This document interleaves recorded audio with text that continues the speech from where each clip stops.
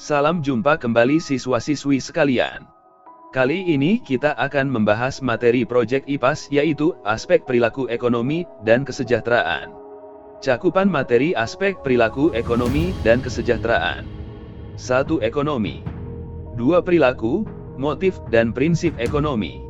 3. Produksi, distribusi dan konsumsi.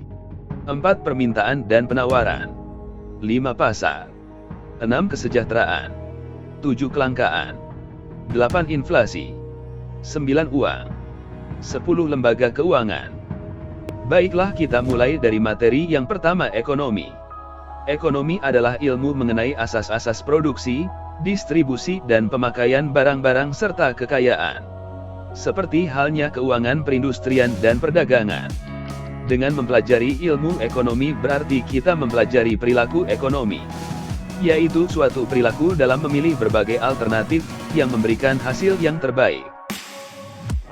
Alur kegiatan ekonomi dimulai dari motif ekonomi yaitu dorongan dalam melakukan perilaku ekonomi. Dorongan ini memunculkan perilaku ekonomi yaitu kegiatan dalam memenuhi kebutuhan hidup. Sehingga menggunakan prinsip ekonomi yaitu pedoman dalam melakukan perilaku ekonomi. Yang akan sampai pada tujuan akhirnya yaitu terpenuhinya kebutuhan hidup. 2. Perilaku, motif dan prinsip ekonomi. Perilaku ekonomi yaitu suatu perilaku dalam memilih berbagai alternatif yang memberikan hasil yang terbaik. Keterbatasan sumber daya yang dimiliki manusia menyebabkan manusia berusaha mengatasi masalah itu dengan melakukan perilaku ekonomi.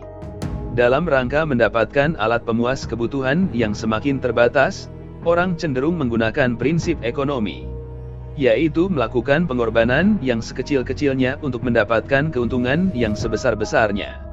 Perilaku ekonomi terdiri atas 3 konsep yaitu produksi, distribusi dan konsumsi. Lingkup perilaku ekonomi antara lain keluarga, perusahaan dan negara. Perilaku ekonomi dalam lingkup kecil dapat terjadi dalam keluarga. Sejak dini anak sudah diajarkan bagaimana menerapkan perilaku ekonomi agar kelak saat ia dewasa mampu menjalankan kehidupan ekonominya. Perilaku ekonomi juga terjadi pada lingkup yang lebih luas, misalnya pada sebuah perusahaan.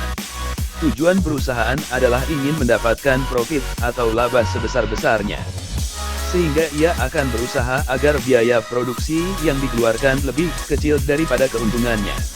Perilaku ekonomi yang lebih luas dapat kita lihat saat pemerintah memberikan subsidi pada rakyat prasejahtera dengan memberikan subsidi beras dengan harga murah agar dapat terjangkau oleh masyarakat kecil. Perilaku ekonomi antar negara yang dilakukan melalui kerjasama internasional dalam bidang ekonomi juga dilakukan sebagai salah satu cara yang dilakukan negara untuk memperbaiki perekonomian nasionalnya. Motif ekonomi ialah sebuah alasan atau dorongan tertentu yang mendasari seseorang dalam melakukan aktivitas perekonomian baik lingkup kecil maupun lingkup besar. Seseorang pasti memiliki motif ekonomi tertentu sehingga ia melakukan atau tidak melakukan sesuatu. Berdasarkan hal tersebut, motif ekonomi dibedakan menjadi 2, yaitu 1. Motif ekonomi intrinsik yaitu sebuah alasan yang berasal dari dalam diri seseorang tanpa adanya pengaruh atau paksaan dari pihak lain. Motif ini tergantung pada minat yang dimiliki oleh individu tersebut. 2. Motif ekonomi ekstrinsik yaitu alasan seseorang yang dipengaruhi oleh situasi dan kondisi yang ada di lingkungan sekitar di luar dirinya sendiri. Motif ini terjadi akibat adanya stimulus atau rangsangan yang berasal dari luar dirinya. Sebagai contoh, seorang bekerja karena tuntutan untuk memenuhi kebutuhan keluarganya. Perusahaan menjalin kerja sama dengan perusahaan lain agar mendapat keuntungan yang lebih besar. Pemerintah menjalin kerja sama dengan negara lain untuk mendukung pembangunan infrastruktur dalam negeri, dan lain-lain. Motif ekonomi berdasarkan aspeknya dapat dibedakan menjadi 5, yaitu mendapatkan sebuah keuntungan, mendapatkan kekuasaan dalam perekonomian, mendapatkan penghargaan dari pihak lain, dorongan untuk perbuatan sosial, serta pemenuhan kebutuhan hidup dan mencari sebuah kesejahteraan. Selain motif ekonomi, seseorang melakukan kegiatan ekonomi juga berdasarkan pada prinsip ekonomi. Prinsip ekonomi didefinisikan sebagai suatu usaha yang bisa dilakukan untuk mendapatkan hasil yang maksimal dengan pengorbanan minimal. Jadi, prinsip yang pertama menunjukkan bahwa dalam melakukan pemilihan harus didasarkan pada pemilihan biaya yang paling efisien, serta pemilihan berdasarkan pada aspek produktivitas. 3. Produksi, distribusi dan konsumsi. Produksi secara sederhana, yaitu kegiatan yang ditujukan untuk menghasilkan barang dan jasa. Produksi adalah kegiatan yang ditujukan untuk menambah atau menciptakan nilai guna suatu barang dan jasa. Untuk menambah nilai guna suatu barang dapat dilakukan dengan cara 1. Mengubah suatu bentuk barang menjadi barang baru. 2. Memindahkan suatu barang dari suatu tempat ke tempat lain. 3. Mengatur waktu penggunaan barang. 4. Menciptakan suatu jasa. Barang-barang yang dihasilkan dalam proses produksi dibedakan menjadi 1. Barang produksi. 2. Barang konsumsi.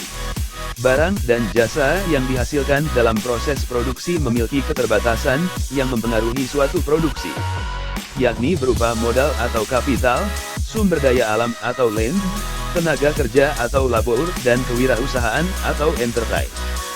Sementara kebutuhan manusia dengan barang dan jasa tidak terbatas. Akibatnya dalam menghasilkan barang dan jasa ini produsen harus mempertimbangkan faktor-faktor produksi tersebut. Distribusi adalah proses menyalurkan barang dan jasa yang berasal dari produsen sampai pada konsumen. Proses penyaluran barang dan jasa ini meliputi beberapa pihak yang saling mempengaruhi satu sama lain, yaitu produsen, perantara atau distributor, dan konsumen. Produsen harus mempertimbangkan saluran mana yang akan dipilih untuk menyalurkan barang dan jasanya dengan tepat dan biaya murah dengan cara 1. Membangun saluran distribusi. 2. Menentukan jenis distribusinya, apakah berbentuk intensif, selektif, ataukah eksklusif. 3. Menentukan saluran distribusi yang akan digunakan langsung dari produsen ke konsumen, ataukah menggunakan saluran tidak langsung dengan perantara grosir dan pengecer. 4. Menentukan jenis lembaga distribusi yang digunakan, apakah akan menggunakan agen, grosir atau wholesaler, ataukah melalui pedagang eceran. Konsumsi ialah suatu aktivitas pemakaian barang dan jasa baik secara langsung maupun tidak langsung, baik oleh individu atau kolektif dalam memenuhi kebutuhan dasar manusia. Setiap manusia tentu mengharapkan kehidupan layak yang sangat ditentukan oleh pemenuhan ketersediaan barang dan jasa dari segi kualitas dan juga kuantitas yang memadahi. Kelayakan untuk hidup sangat bergantung pada 3 faktor, yaitu pendapatan, ketersediaan barang dan jasa, serta harga barang dan jasa tersebut. 4. Permintaan dan penawaran. Permintaan adalah jumlah barang dan jasa yang dibutuhkan atau diinginkan masyarakat atau konsumen pada berbagai tingkat harga pada suatu jangka waktu tertentu. Hukum permintaan menyatakan bahwa apabila harga naik, maka jumlah barang yang diminta akan semakin berkurang. Namun apabila harga turun, maka jumlah barang yang diminta akan bertambah. Permintaan dapat dibedakan menjadi permintaan absolut, permintaan potensial, dan permintaan efektif. Permintaan terhadap barang jasa dipengaruhi oleh harga barang jasa tersebut, harga barang jasa lain yang terkait dengan barang jasa yang dimaksud, pendapatan masyarakat, minat masyarakat, jumlah penduduk, serta prediksi kondisi di masa mendatang. Penawaran adalah sebuah kondisi di mana sejumlah barang atau jasa yang bersedia ditawarkan atau dijual oleh penjual atau produsen pada berbagai tingkat harga pada suatu waktu tertentu dan syarat tertentu. Saat produk tersedia dan siap untuk ditawarkan kepada konsumen, disitulah terjadi penawaran. Faktor yang dapat mempengaruhi permintaan antara lain harga bahan baku, harga barang itu sendiri, harga barang lain, biaya produksi yang dikeluarkan, subsidi, pajak, upah tenaga kerja, harga bahan bakar, tarif listrik, tujuan dari produsen, serta kemajuan teknologi yang berkembang. Permintaan dan penawaran inilah yang kemudian memunculkan adanya pasar. 5. Pasar. Pasar merupakan tempat bertemunya penjual dan pembeli, tempat bertemunya permintaan dan penawaran, baik secara langsung atau tak langsung. Pada sistem ekonomi pasar, kehidupan ekonomi dapat berjalan bebas sesuai dengan mekanisme proses pasar. Siapa saja bebas memproduksi barang dan jasa untuk meningkatkan perekonomian masyarakat. Produsen bisa memperoleh keuntungan sebesar-besarnya. Syarat-syarat pasar antara lain. 1. Adanya penjual dan pembeli. 2. Adanya barang jasa. 3. Adanya kesepakatan antara penjual dan pembeli. Pasar memiliki 5 fungsi, yaitu 1. Menetapkan nilai atau set value. Gerak kekuatan permintaan dan penawaran yang terjadi di pasar akan menentukan tingkat harga barang. Juga menentukan apa dan berapa jumlah macam barang diproduksi dalam suatu perekonomian. 2. Pasar mengorganisasikan produksi, yaitu memecahkan masalah bagaimana cara menghasilkan barang. 3. Pasar mendistribusikan barang. Gerakan harga barang dan faktor produksi akan menentukan distribusi barang yang diproduksi pada masyarakat. 4. Pasar berfungsi menyelenggarakan penjatahan. Tingginya tingkat harga barang akan membatasi tingkat konsumsi. 5. Pasar mempertahankan dan menyediakan barang dan jasa untuk yang akan datang. Jenis-jenis pasar antara lain. Berdasar wujudnya, 1. Pasar konkret. 2. Pasar abstrak. Berdasar jangkauannya, 1. Pasar lokal. 2. Pasar nasional. 3. Pasar internasional. 4. Pasar regional. Berdasar barang yang diperjualbelikan, 1. Pasar konsumsi. 2. Pasar barang produksi. Berdasar waktunya, 1. Pasar harian. 2. Pasar mingguan. 3. Pasar bulanan. 4. Pasar tahunan. 5. Pasar temporer. Berdasar strukturnya, 1. Pasar persaingan sempurna. 2. Pasar persaingan tidak sempurna. 6. Kesejahteraan. Menurut Wikipedia, sejahtera menunjuk ke keadaan yang baik, kondisi manusia di mana orang-orangnya dalam keadaan makmur, sehat dan damai. Dalam istilah ekonomi, sejahtera dihubungkan dengan keuntungan benda. Sementara dalam istilah kesejahteraan sosial, merujuk pada keterjangkauan pelayanan dalam memenuhi kebutuhan masyarakat. Semua orang yang melakukan kegiatan ekonomi dalam rangka memenuhi kebutuhan hidupnya, bertujuan untuk memperoleh kesejahteraan dalam hidupnya. Indikator yang dapat dijadikan ukuran kesejahteraan rumah tangga. 1. Tingkat pendapatan keluarga. 2. Komposisi pengeluaran rumah tangga. 3. Tingkat pendidikan keluarga. 4. Tingkat kesehatan keluarga. 5. Kondisi perumahan. 6. Fasilitas yang dimiliki. 7. Kelangkaan. Menurut sumber belajar.kemendikbud.go.id, kelangkaan merupakan kesenjangan antara sumber daya ekonomi yang terbatas dengan jumlah kebutuhan hidup yang tidak terbatas. Menurut ilmu ekonomi, kelangkaan adalah keadaan di mana jumlah alat pemuas kebutuhan lebih sedikit dibandingkan jumlah kebutuhan atas alat pemuas tersebut. Keadaan ini akan membuat manusia melakukan suatu pilihan di antara berbagai alternatif yang menguntungkan. Di dalam teori ekonomi dikatakan bahwa sumber daya memiliki nilai dari nol atau tidak berharga, sehingga bisa dikatakan langka. Artinya, semakin langka suatu barang, maka akan semakin bernilai juga pengorbanan atau harga yang harus dibayarkan untuk bisa mendapatkannya.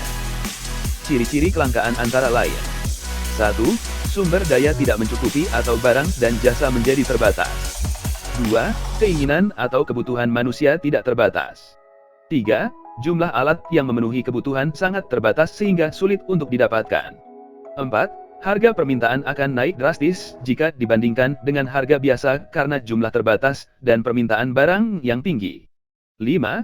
Pelanggan atau konsumen harus berkorban untuk bisa mendapatkan barang atau jasa, bahkan mengorbankan kebutuhan orang lain untuk memenuhi kebutuhannya yang lebih penting. Kelangkaan sendiri memiliki beberapa jenis yang bisa saja terjadi dari beberapa sumber daya, antara lain. 1. Kelangkaan sumber daya manusia. 2. Kelangkaan sumber daya alam. 3. Kelangkaan sumber daya entrepreneurship atau kewirausahaan. Dan 4. Kelangkaan sumber daya modal. Faktor-faktor penyebab kelangkaan antara lain. 1. Pertumbuhan penduduk. 2. Perbedaan letak geografis. 3. Kerusakan sumber daya alam. 4. Rendahnya kemampuan produksi. 5. Lambatnya perkembangan teknologi. 6. Bencana alam. 7. Pandemi. 8. Perang. Dampak kelangkaan yang bisa dirasakan. 1. Kenaikan harga. 2. Tidak terpenuhinya kebutuhan. 3. Menurunnya kesejahteraan masyarakat. 4. Angka pengangguran meningkat. 5. Meningkatnya kriminalitas. 6. Angka kemiskinan meningkat. 7. Stabilitas politik memburuk ditandai adanya demonstrasi. Cara mencegah kelangkaan. 1. Menyusun skala prioritas. 2. Menghemat penggunaan sumber daya alam. 3. Menjaga kelestarian alam. 4. Meningkatkan pengelolaan berbagai macam sumber daya alam. 5. Menciptakan barang substitusi atau barang pengganti. 6. Meningkatkan kualitas sumber daya manusia. 7. Mengelola sumber daya modal dengan tepat. 8. Inflasi. Secara umum, inflasi adalah suatu keadaan di mana terjadi kenaikan harga-harga barang jasa yang berlangsung secara terus-menerus. Menurut Bank Indonesia (BI), inflasi diartikan sebagai kenaikan harga barang jasa secara umum dan terus-menerus dalam jangka waktu tertentu. Menurut Kamus Besar Bahasa Indonesia, inflasi diartikan sebagai kemerosotan nilai uang karena banyaknya dan cepatnya uang beredar sehingga menyebabkan naiknya harga barang-barang. Menurut Badan Pusat Statistik (BPS), inflasi adalah keadaan perekonomian negara di mana ada kecenderungan kenaikan harga-harga dan jasa dalam waktu panjang. Hal ini disebabkan karena tidak seimbangnya arus uang dan barang. Penyebab inflasi antara lain. 1. Meningkatnya jumlah permintaan. 2. Meningkatnya biaya produksi. 3. Peredaran uang. Jenis-jenis inflasi antara lain. Berdasarkan dampak ekonomi. 1. Inflasi rendah atau ringan. 2. Inflasi sedang. 3. Inflasi berat. 4. Inflasi sangat berat atau hyperinflation. Berdasarkan penyebabnya. 1. Demand pull inflation. 2. Cost push inflation. 3. Bottleneck inflation. Berdasarkan sumbernya. 1. Inflasi berasal dari domestik. 2. Inflasi berasal dari luar negeri. Inflasi memiliki cukup banyak dampak bagi perekonomian suatu negara, diantaranya 1. Mengerus daya beli masyarakat. 2. Mempengaruhi kemampuan ekspor-impor sebuah negara. 3. Inflasi berdasarkan sumbernya. 4. Mempengaruhi minat masyarakat menabung di bank. 5. Mempengaruhi kestabilan mata uang suatu negara. 6. Perhitungan penetapan harga pokok menjadi sulit. Cara mengatasi inflasi oleh pemerintah. 1. Mengurangi jumlah uang yang beredar. 2. Memperbanyak jumlah barang dan jasa. 3. Menetapkan harga maksimum. 4. Barang maupun jasa yang dijual tidak terus naik. 5. Mengurangi impor dan meningkatkan ekspor barang jasa oleh masyarakat. 1. Tidak berlebihan ketika membeli sembako atau kebutuhan lain. 2. Mengontrol keuangan secara baik. 3. Membeli produk dalam negeri. 9. Uang. Secara umum uang adalah suatu benda yang diterima umum oleh masyarakat sebagai pengukur nilai, penukar dan melakukan pembayaran atas pembelian barang dan jasa. Pada waktu yang bersamaan bertindak sebagai alat penimbun kekayaan. Fungsi asli uang ada 3.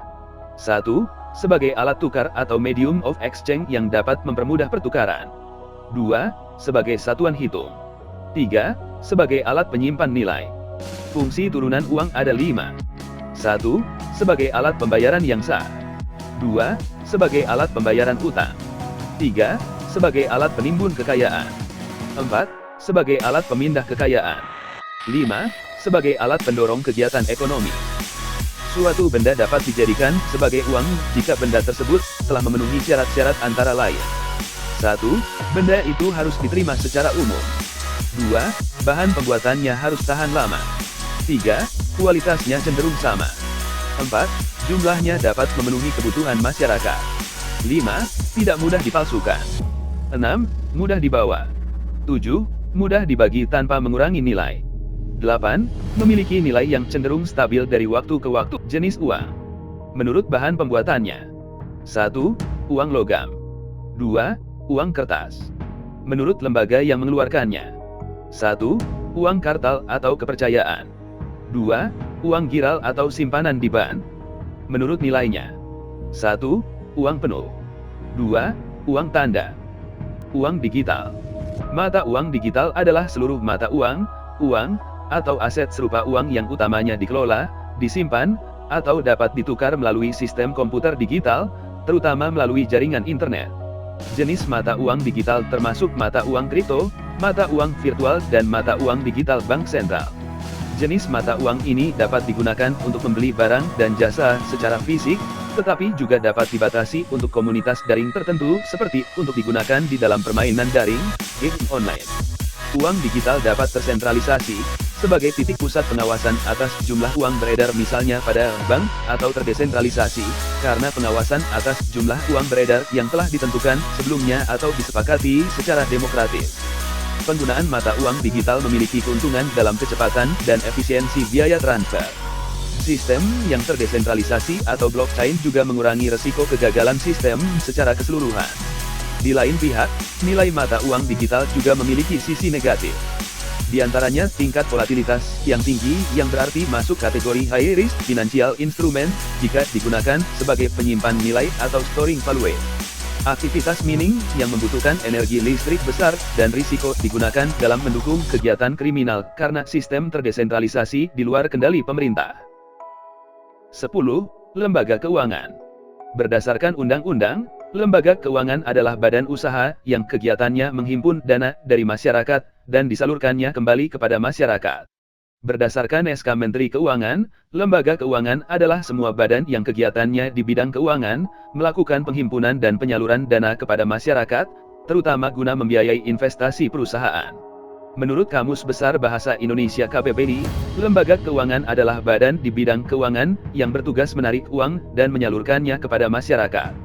Menurut Otoritas Jasa Keuangan, OJK, lembaga keuangan merupakan institusi yang menghimpun dana dari masyarakat dan menanamkannya dalam bentuk aset keuangan lain. Misalnya, kredit, surat-surat berharga, giro dan aktiva produktif lainnya yang termasuk dalam lembaga keuangan bank maupun lembaga keuangan non-bank. Menurut Abdul Qadir Muhammad, lembaga keuangan adalah badan usaha yang mempunyai kekayaan dalam bentuk aset keuangan. Kekayaan tersebut kemudian digunakan untuk menjalankan usaha di bidang jasa keuangan, baik penyediaan dana untuk membiayai usaha produktif dan kebutuhan konsumtif, maupun jasa keuangan bukan pembiayaan. Fungsi lembaga keuangan secara umum, baik lembaga keuangan bank maupun non-bank. 1. Memberikan jaminan keamanan penyimpanan uang. 2. Memberikan informasi pada nasabah. 3. Melancarkan pertukaran produk yang menggunakan kredit dan uang tunai. 4. Sebagai alat transaksi kegiatan. 5. Memberikan pembiayaan untuk usaha dan kebutuhan konsumtif. Berdasarkan jenisnya, lembaga keuangan di Indonesia terbagi menjadi dua jenis, yaitu lembaga keuangan bank, contoh, bank sentral, bank komersial atau bank umum, bank perkreditan rakyat atau BPK. Lembaga keuangan non-bank contoh, perusahaan asuransi, pegadaian, pasar modal atau bursa efek koperasi simpan pinjam. Manfaat lembaga keuangan. 1. Memudahkan transaksi dengan menjadi lintas pembayaran. 2. Menyediakan uang tunai dengan penarikan melalui ATM. 3. Mengalihkan aset untuk memperoleh keuntungan. 4. Relokasi pendapatan untuk digunakan di masa depan. Peran lembaga keuangan dalam perekonomian antara lain. 1. Pencetak uang dilakukan oleh bank sentral. 2. Menerbitkan cek untuk mempermudah transaksi oleh bank komersial. 3. Sebagai broker, pialang, atau dealer. 4. Berperan dalam membantu penyaluran dana. 5. Mengurangi risiko kerugian yang mungkin dialami oleh pemilik dana atau penabung. Sekian, terima kasih.